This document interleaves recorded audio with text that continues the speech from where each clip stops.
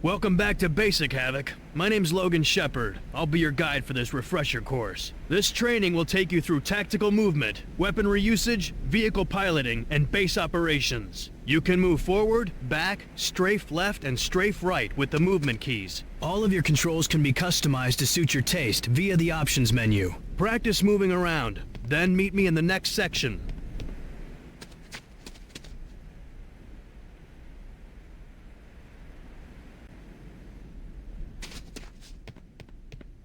Here you'll learn about jumping and climbing. Pressing the jump key makes you jump. To climb a ladder, approach the ladder and press the action key. Now it's time for a test. Climb this ladder and jump to the opposite crate.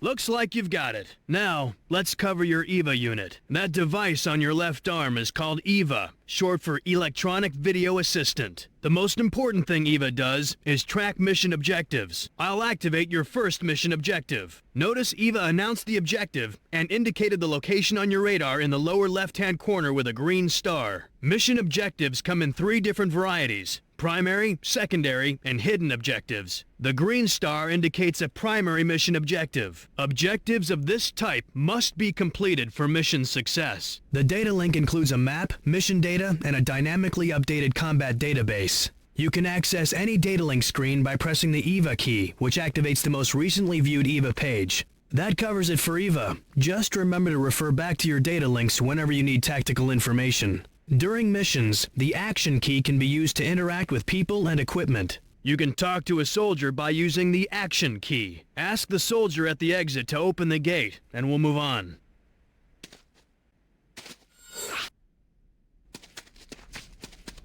Coast is clear.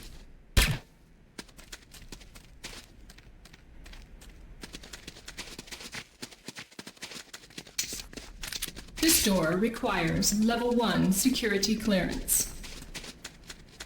This door requires Level 1 security clearance.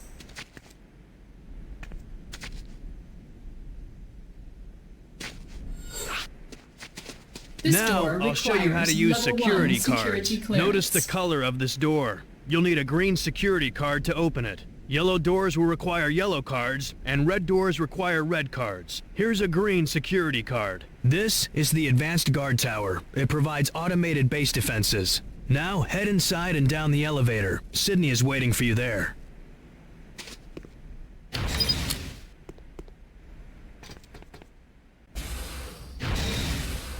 Hey Havoc, here you will learn more about your electronic video assistant, EVA for short. On the bottom of your display are 2 meters, one for health and one for armor. As you take damage, these meters decrease. Armor reduces the amount of damage you take. Here's an example. Watch what happens when I shoot you. Hey, is that necessary? Notice your health has decreased. As it gets lower, the meter turns yellow, then red to indicate you are near death. Now it's time for power-ups. This is a health power-up. Pick it up and I'll continue. As long as you're not gonna shoot me again. Your health meter is full again. Now let's try an armor power-up. Pick this one up and I'll continue. Now your armor meter is full, meaning your armor is completely intact. Now watch your health and armor meters again. You wanna cut that out? That's the last time. Honest. Notice how your armor was damaged, but you lost less health. Okay, you should be clear on power-ups, so let's move on to your radar. In addition to mission objectives, your radar shows the position of infantry, vehicles, and buildings. Radar shows your immediate surroundings, but your overhead map provides a more strategic view. Press the map key to take a look at your overhead map. Infantry appear as circles. Note the yellow circle showing my position on the radar. GDI units appear in yellow. Nod units in red. Neutral units appear in white. Watch the red triangle representing the nod vehicle as it passes on the radar. Notice the yellow square indicating the position of this GDI building. Actually, it's showing the position of the master control terminal, but we'll cover it later. Don't want to confuse the grunt, huh? Building operations are part of another tutorial. Speaking of other tutorials, let's get moving. I'll have Eva highlight your next mission objective. Back to the tour bus. I'll catch you later.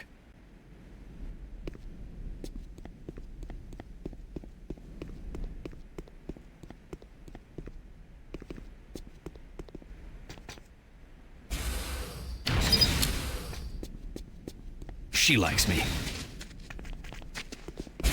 This is the infantry barracks. Inside, Gunner will explain weaponry basics.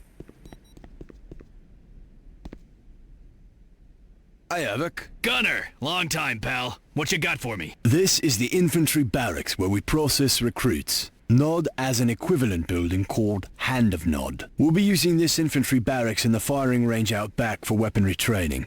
This first weapon is the Havoc Commando Elite Falcon automatic pistol. Select it by pressing the handguns key and head out back to the firing range.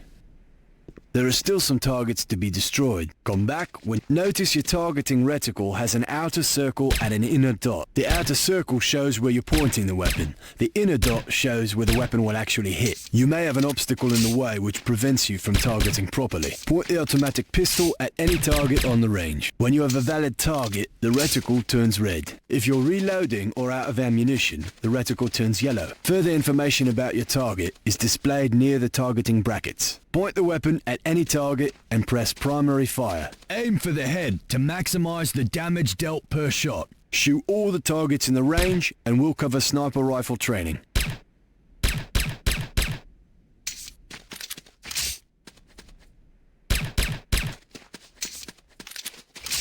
Next is the Havoc R59 Pierce sniper rifle. Select the sniper rifle by pressing the sniper weapons key. This weapon serves two functions: accurate long-range targeting and sound detection. Use secondary fire to activate the scope. You can zoom in and out using the zoom control keys. The weapon is equipped with a directional microphone, which can pick up conversations at long ranges. Use secondary fire again to deactivate the scope. Only your automatic pistol has infinite ammunition. You need to watch ammunition for other weapons, like this sniper rifle. The remaining ammunition in your clip and the total count of remaining ammunition is shown at the bottom of your display. Another indicator of ammo loss is your targeting reticle. If it turns yellow, you are either in need of reloading or out of ammunition. Red means fire, yellow means I need ammo. Gotcha. To reload a weapon, press the reload key. If you need more ammunition, a power-up is ready near the firing range. Eliminate all targets and come back for the automatic rifle. The next weapon is the Corbretti AR-70 Raptor automatic rifle. Use the automatic weapons key to select this weapon. This is good stuff, Gunner, but when do we get to the real explosives? Eliminate the targets and then come back for more exotic weaponry. Next up is the Sarkozy 66mm type R12 Locust automatic rocket launcher. Select this weapon by pressing the rocket launcher key. Now you're talking. Take your time destroying all the targets. Come back in when you're done.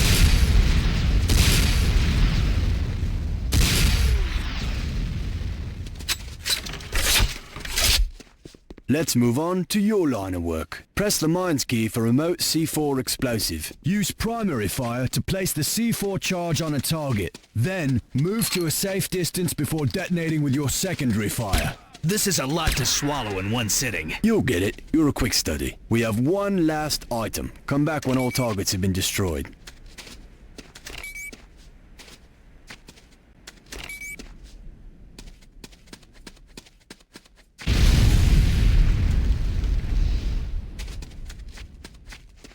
This last item is the GS2 Godsend satellite targeting device, otherwise known as the ion cannon beacon. This is used to guide orbiting ion cannon satellites to their targets. Nod has a similar device known as a nuclear strike beacon. You can guess what it's for. Select the beacon, head out to the firing range, and place it in the location designated by the objective marker on your radar. Arm and plant the ion cannon beacon by using primary fire. Arming a beacon takes a few moments, so you'll have to stay put till the arming meter has completed its sequence. Once the beacon is set, retreat to a safe distance to avoid damage from the ion cannon blast. After you're done, head in and I'll send you on your way.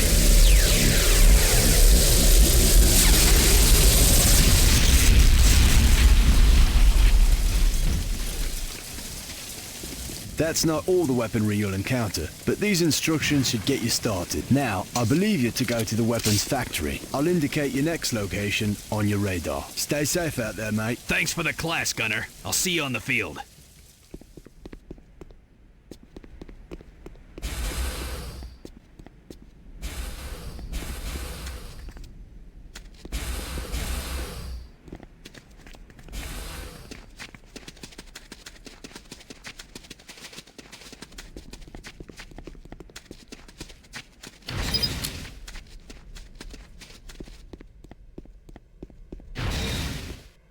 A pleasure to work with you again, Havoc. This is the weapons factory. The weapons factory controls vehicle production at your base. NOD uses a different approach.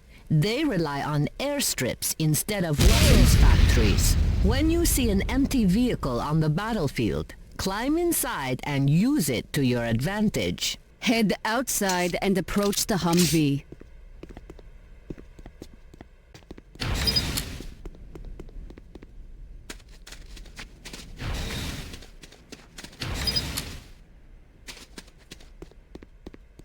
You didn't finish the course. You need to reach all 4 checkpoints before I can pass you. You mean the blue... While facing the first person in the vehicle is the driver. Next is the gunner. Others are passengers if the vehicle carries other personnel. If you are the only person in the vehicle, you are simultaneously driving and gunning. Aim the machine gun with the targeting reticle and drive with the movement keys. Press forward to accelerate and backward to brake or reverse. Take the Humvee around the entire track to complete the next objective. Follow the blue stars on your radar. Drive to each objective point before parking the vehicle. Come back inside the factory and we'll continue.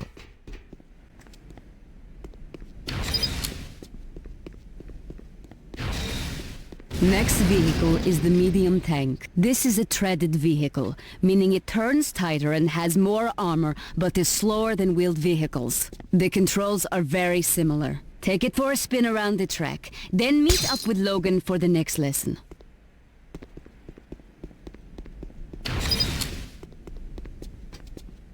You can squish infantry units with some vehicles. Here are some targets for you to practice squishing.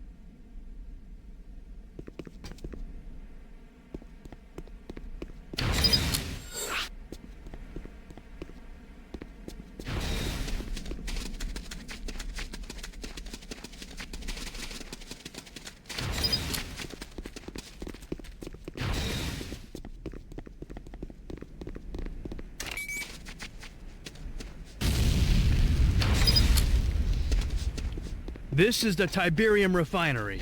Dr. Mobius will explain its operation inside. Come back when you're done.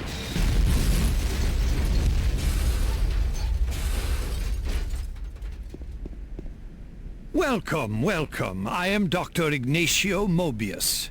This is the Tiberium refinery, a processing center for Tiberium harvests. All base operations and production rely upon the harvesting of Tiberium. Simply put, Tiberium is the primary source of income for your base. The same is true for NOD. Tiberium itself is still a mystery I have yet to solve, but we do know it collects valuable minerals from the surrounding area. Suffice to say, Tiberium is valuable. The important thing to know is it is also harmful to human tissue. Stay away from it or expect damage. Go outside and meet with the officer. He will continue your tour of the facilities.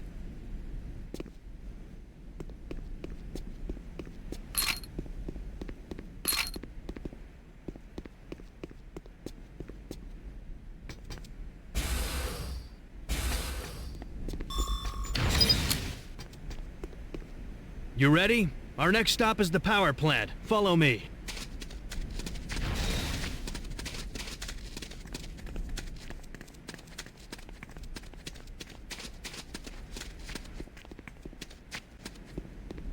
This is the power plant. Head inside for the briefing. Meet me here when you're done.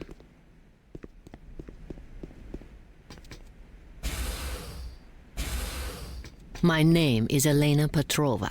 This is not my normal field of work, so I'm going to make this quick. This is the power plant. It supplies power to other buildings. Destroying a power plant will shut down other structures. Watch what happens when the power plant is disabled. Some of the affected buildings will have slower operation and production. Others shut off entirely. Keep in mind, not every building requires power to function. We are finished. Meet up with your guide outside.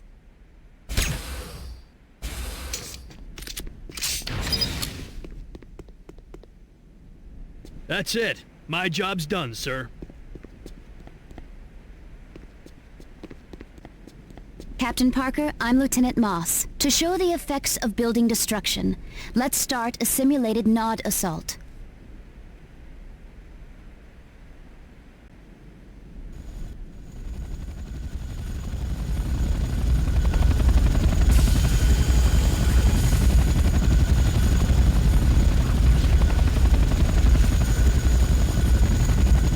Let's continue. Destroying a building from the exterior is difficult, especially when the building is under repair.